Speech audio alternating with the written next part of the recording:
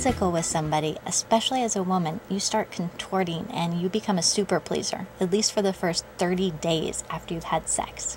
Oh, really? Okay. Yeah, your body thinks that you might be pregnant, and if you were back in the hunter and gatherer days and you were stuck on the range and you were pregnant, you needed that guy around to be able to, you know, support you, to bring you food, to make sure the lions and tigers and bears weren't coming to eat you.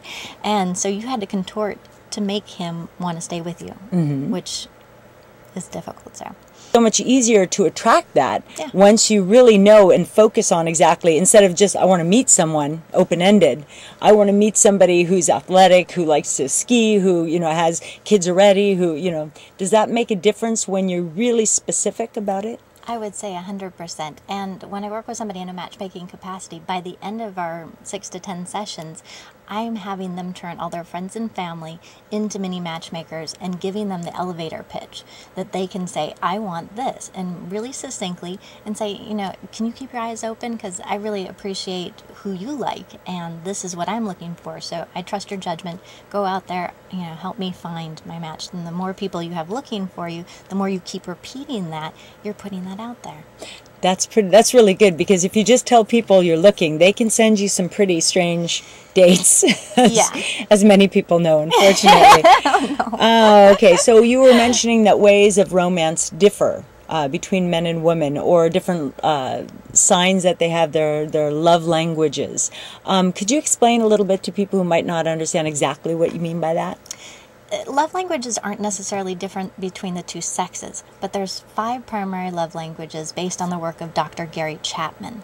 And I use this as a foundation in almost all of my classes. I think that if you're on the same page with this, you really heighten your chances of being able to go from the attraction phase into the attachment phase, stay together for the rest of your life. And the other thing is, when you know the love language, it's maintenance, love maintenance. And if you don't know the love language, it becomes work. It becomes very difficult. So the 5 love languages are acts of service.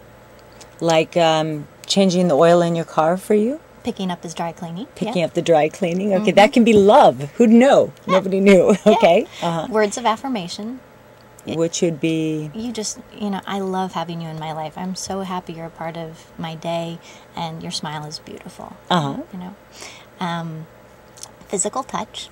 Okay. Which many of my friends say, aren't all guys physical touch? Yeah, no, they're not. They're not. Yeah, you'd think that they would. Yeah, this would be public displays of affection. This would be, you know, touching somebody, holding their hand, wanting to sit on the same side of the table as them, rubbing shoulders, just having them close. Not necessarily sex all the time, but just being in their physical, like, capacity, touching them. The other one is gifts. Yeah, is it? You're good. Of gifts, yes. Good one. Yeah. I like those ones. I really like the gift guys. If any gift guys are out there, it's ChristinaMarie.tv. It's my own little plug. Okay. Yes, okay. And like we were saying before, they don't even have to be expensive. It's about the thought. It's like that person has got into, you know, what you want, what you need. Notice that your, you know, your favorite dessert happened to be down at the ferry building. So they're going to go a couple blocks out of their way on their way from home from work, and bring you something that's just your favorite treat. That is amazing. Until the guy brings your favorite treat, and then the girl knows that she's on a diet, and she thinks, well, he's trying to sabotage me, and then it all kind of explodes when she doesn't understand where the love language comes from. And that can cause a lot of problems. Yeah. Because that, you know, in essence, a lot of people are saying, you know, well, if he loved me, he would tell me I love you. Yeah. You know, and you know, he said, well, if she loved me, she would do the dishes. Yeah. You know, which totally have nothing to do with romance, you think. Yeah, I had one client who, after 20 years of marriage, she took this test and she realized that her primary love language was words of affirmation. Her husband got a 0 in words of affirmation. Okay, and so she was like, okay, I get it. Like, we're not connecting on that way at all. And so we developed some really fun ways for them to include their love rituals. Like, she made up a bunch of note cards that had different sayings that he had said to her at one time or another that really meant a lot to her. And she made them, and she put them on their little altar for their relationship with their pictures and stuff. And she would just say, come by once a day or twice, you know, a week or something, and flip them to what you're thinking about that day. Oh, sweet. So she'd walk by and she's like, oh, he's thinking that today, you know? And so it made her just feel a little bit more connected. So that was sweet. And the last one that we didn't get to yet is quality time. Okay. So spending that time not in front of the TV, not with a bunch of friends, but engaging with one another and really connected. That's wonderful. Now, there's also a lot of things that you were mentioning that left eye gazing. What in the world is left eye gazing? This is one of, I call it a flirting technique, but it's also a way to really connect with somebody. They use it in Tantra, but I use it if you're going out in a bar scene or what have you. You connect left eye to the other person's left eye, and that is called the window to the soul.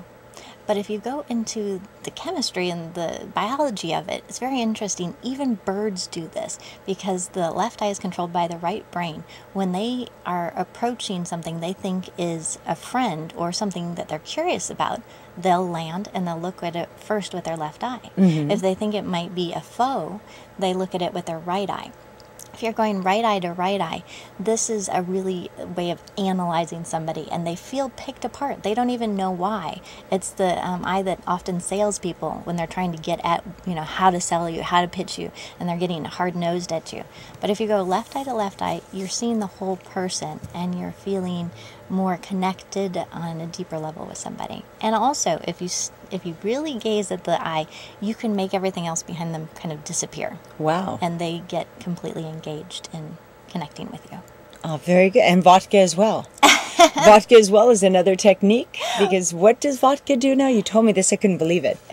Vodka and any kind of alcohol is a wonderful way to start an evening for a woman. As an aphrodisiac expert, I highly recommend, if you want to get in the mood, it doesn't affect men and women the same. So again, the chemistry of how we're different plays a big role. When women have their first drink in their system, make sure, first of all, you don't have any carbohydrates in your system. You don't want to have any bread or anything that's going to negate the effects. So make sure alcohol is hitting your system first.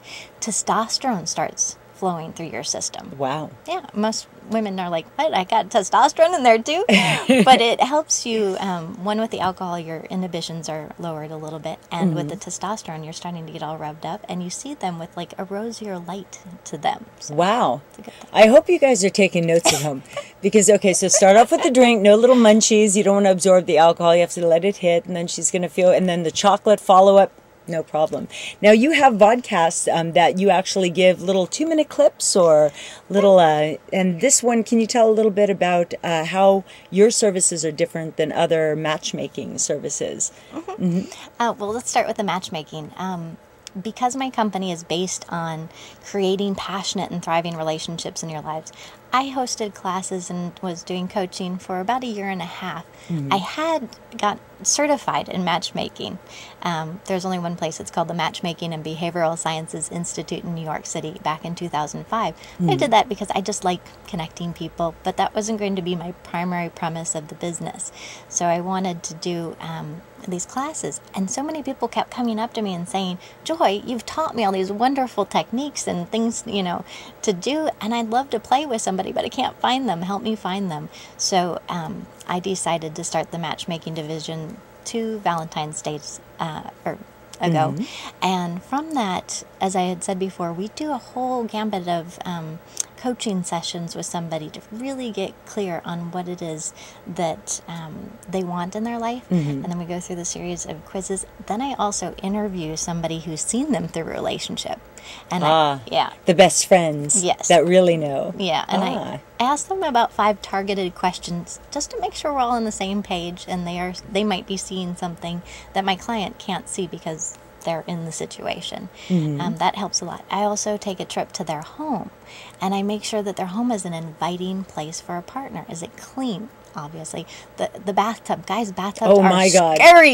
You wouldn't want to put your toes in there. I don't want to enter half the ones I've had some scary bathroom boys. Yes. Yeah. Oh my gosh. You also want to make sure that there's a space in the closet, so a few outfits could fit in from your partner. A toothbrush, stuff like that. I mean, it's just simple, making space, putting things in. I want to love you.